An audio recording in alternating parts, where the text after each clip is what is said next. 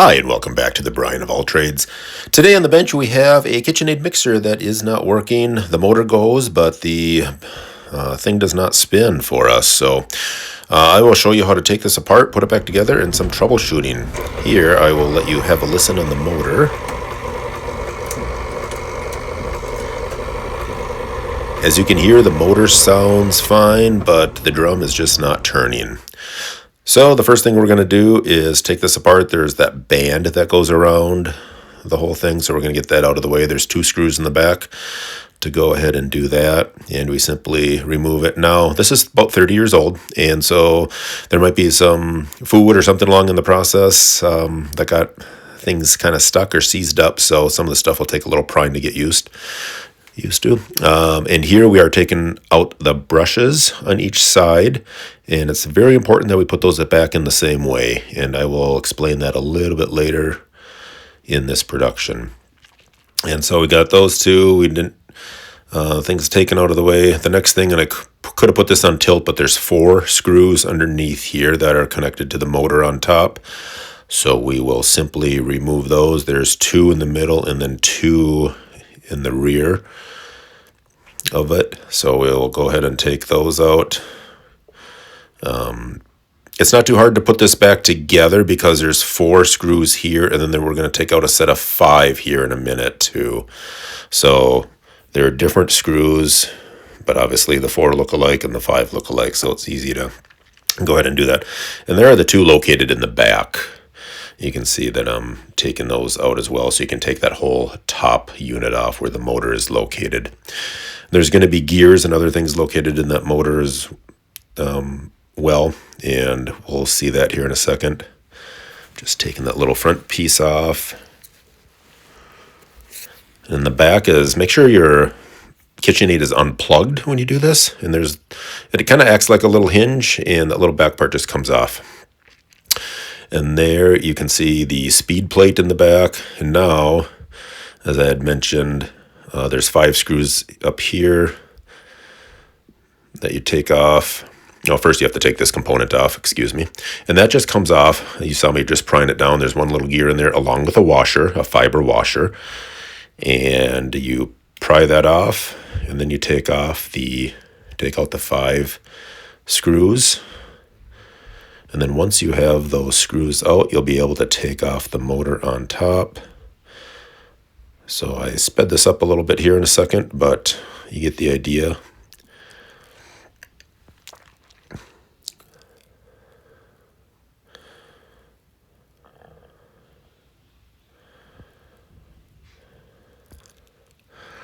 And now take a screwdriver and very gently just kind of start prying that up on both sides, and you take it apart like that. Now there's still going to be some wires in the back, as you can see, connected to that gear plate, or that speed plate, excuse me. And so all you simply have to do is unplug those. You can take a picture at this point if you want to see where they go for reconnecting it, but they are also marked, and I will explain that. Now here you go, and at this point there's a lot of grease once you take that off. It's food grade grease, but you might as well grab a couple rolls of paper towels and just get in there and start taking all that grease apart. Now there's a washer, or a gasket, excuse me, I just took off, and might as well just start cleaning this up so you can further take it apart. Usually when people have problems with this, it's going to be with that worm gear. The worm gear is that, there I am starting to take it apart. I'll show you a close-up here, but it's a nylon gear that is meant to actually breaks. There it is, close up on what I'm taking apart. There's 3 screws that hold that little assembly in place, and so I'm taking that apart. And again, the nylon would be the weakest point, so if something happens to the motor and things want to continue to grind and work, that worm gear should be the first thing to break instead of the motor itself or a shaft or something else. So that's where a lot of people have problems. That would be like problem number 1 is what I've seen, those being broken. That speed plate in back would be another one. So I just take this and I put it into a container. I soaked it for about 3 or 4 days with some degreaser, and it was Orange Champ that I used. It wasn't like the heavy duty industrial stuff, but I did that with all those parts, and then I just took it over, used some Dawn dish soap, and an old toothbrush and kind of finish scrubbing it. Again, let it soak for 3 or 4 or 5 days. It doesn't matter, but it really helps after the stuff is broken down. It's just less work and less of a mess. So there are the parts, all nice and clean, ready to go back in after we do a couple more replacement parts with that speed gear and back. And one thing I found out with this, now here's that worm gear that I was talking about. You can buy the whole assembly. That worm gear was really kind of seized up. It did not turn. The gears itself were fine. And a lot of people, you can see damage in the gears. Mine weren't, but it just really did not turn very easily, which is a problem. So therefore, I cleaned it up so I could take it apart. There's a little pin in there that needs to be popped out. And with that, you can disassemble it, which I will do here in a second for you.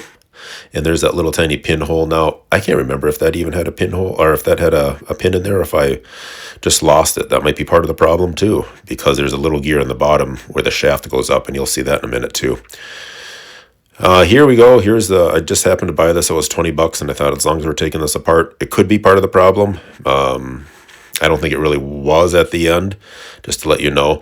But all you have to do is to change out that speed gear is to take the wires apart from the other one and reassemble it. Now, a trick that I would do or tell you about is I would put the motor back on after, and maybe this is kind of one of the last things because it's easier to do is it's sitting up the other way.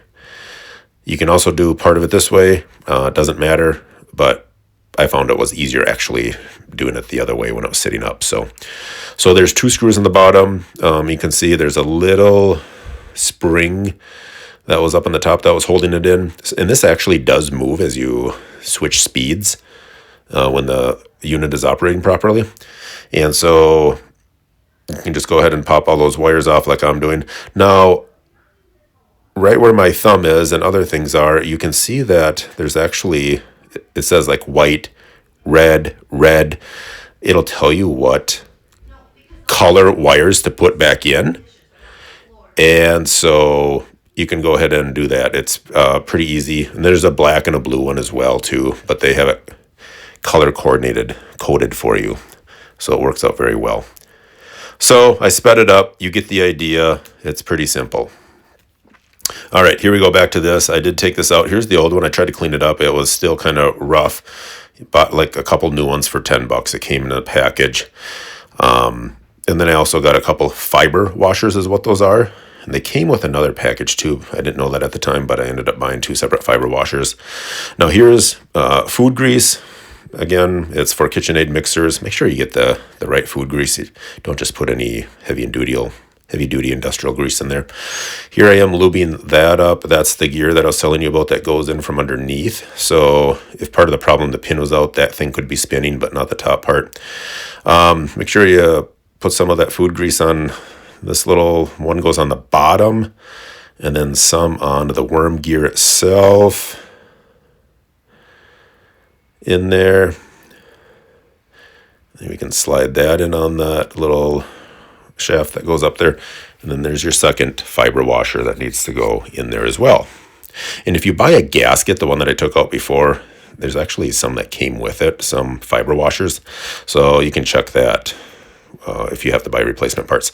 And then you just want to line up to get that little pin back in there. The pin I could not find. And again, maybe that was missing. So I had to buy a new one. You can buy it. Just make sure you buy the right size. It's very little. And you just have to pound it in there. And there we go. So I got everything in there. Seems to run a lot more smooth. There's no play in there. And I think we're going to be good to go on that. There's where that little pin goes in there. Now here we are up on top. I'm going to start assembling this again. There's that food grade grease. It comes in a little tube. Otherwise you can buy another thing, but then you have to use your fingers a lot more. And there I went to go put it in upside down. So anyways, the big gear goes down on the bottom. Make sure you lube underneath it. And then we're going to put that worm gear on. Make sure you put a bunch of the food grade grease in there as well before you put it in there. It's just easier. There's 3 screws that go back in there. Now, for anything that you're doing on here, like the 3 screws, go ahead and get them in there. You can kind of just do it a little snug and then go back. And after you feel it's balanced, you can just go back in and tighten it up. Again, kind of like you do with lug nuts on a vehicle tire or something. just to make sure you're not tightening them down as you go. Otherwise it might be not balanced properly or level. So we got that in there, and now underneath there was that one washer that I had, so I got a new one of those that came with it. And so what I'm going to do is just push it up in there. You might have to get it full of that grease first, because I think it kind of dried out a little bit. But if you get it full of grease, you can pry it in there. It pops up in there after. It is needed. Make sure you get it in there, and there it is. One other thing about the worm gears, make sure if you replace it, get the nylon worm gear. Otherwise, you could ruin your machine after. I know there's some stuff online that says, oh, you can upgrade to a metal one, but it is designed to give way and be the weak point, like a lot of things that are mechanically like this. You don't want to break the motor, or you're in for $300 and buying a whole new mixer when you could have just replaced it with a $10 gear part. So it is designed to break. So again, go with the nylon yellow looking one like I did. And there it is. They say 3 to 4 ounces of grease. Make sure you put a lot in there. I don't know where I would possibly put any more. So, and there, placing that gasket back on top. Make sure you get a new gasket, nice, and keeps all the grease and everything in that one housing compartment. And make sure you grease up the gears within that housing compartment too. There's a couple up there that are separate. Again, the tubes make it nice and easy. I think each tube has like 1.8 ounces. There's another tube there. It came 2 in a package. So apologize for the bad camera angle here, but I simply placed that back on top. There were no issues with that, as you'll see in a second.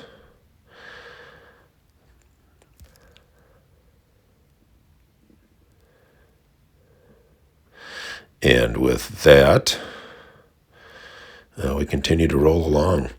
Now we can tilt it up, and the first thing we'll want to do is we can put the screws in. These are those 5 screws. I think I fast forwarded this part. You get the idea.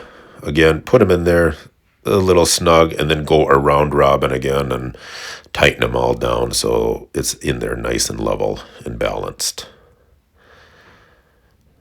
And here I go, after I got them all in there, just going around to make sure that they're nice and snug. And you'll feel it kind of keep tightening as you kind of go around and around. So apply equal pressure as you continue to do this to make sure that it gets reassembled correctly.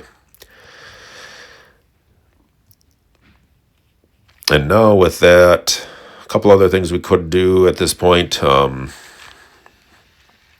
Guess I turned it this way, and now we are finishing connecting up. Again, it'll tell you where to connect the white ones. A good idea is to maybe take a picture of this before you take it all apart, but it does say on there like white, black, red, red. And then the green one is actually the ground, which goes with a screw that I lost. So I had to go buy a new screw, and I think it was a 1024 3/8 inch screw that I had to go buy.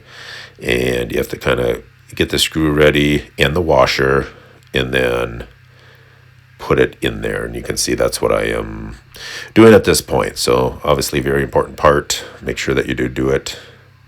And make sure, again, when you're touching the back of that this whole thing is still not plugged in. So putting the 4 screws back in that go up into the motor itself too. There's 2 in the middle there. And then there's 2 towards the rear of the motor as well.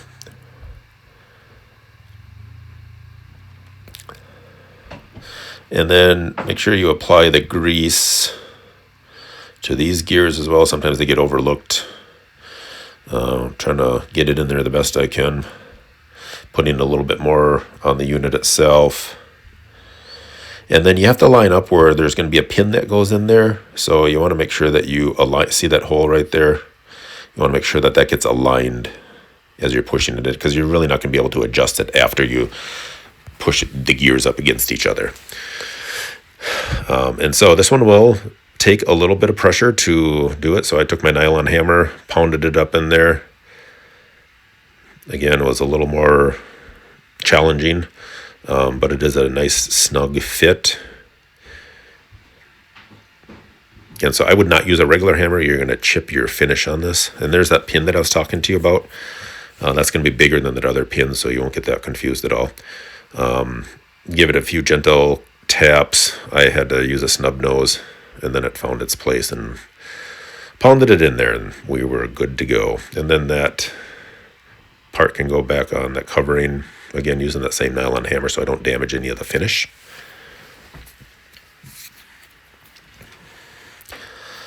And just making sure that it's applied evenly, and sometimes if you overdo one side, it's going to pop on the other side. So putting a little bracket in the front. Again, if you have any attachments, that's where those things go. Now, if you put this all back together and it doesn't work, this is what your problem is going to be. These are called the brushes, and you can see it looks like a little square, but there is like a little 45 piece taken out. Now, if you look inside that hole right there, you will see a slight deviation. Make sure that little 45 goes where that deviation is in the hole. You can push the whole thing in there. You can put it in there wrong. It'll still fit, but make sure you put it in there right. Otherwise, and what I learned, and I want to pass it on to you, if you put it in there wrong and you won't know it until after and your motor doesn't work, this is going to be maybe one of your biggest problems. So take a flashlight, look in there, see how it goes in there, and then make sure it gets in there right.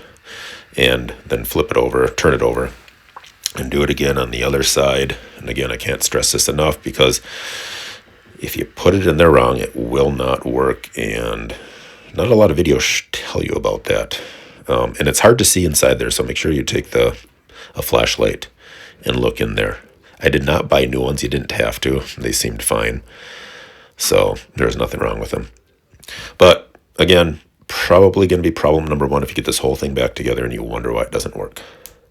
So I got everything reassembled, and again got those, and there's some adjustments you can make on the back where those two screws are and the bottom one is. So I'm going to try it, and I would recommend you do not touch the back of it. In fact, I would highly recommend maybe you don't even do this. You put it all back together, but it does appear to be running, so we did everything correctly on it.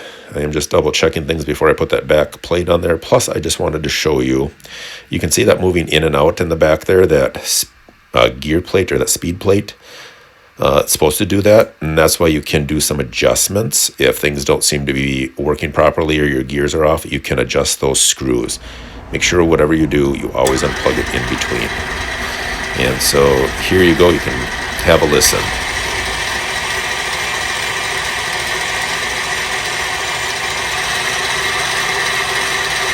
And as I showed you, I went through every gear and now backing it off. Thanks again for watching. I hope this was helpful. See you next time.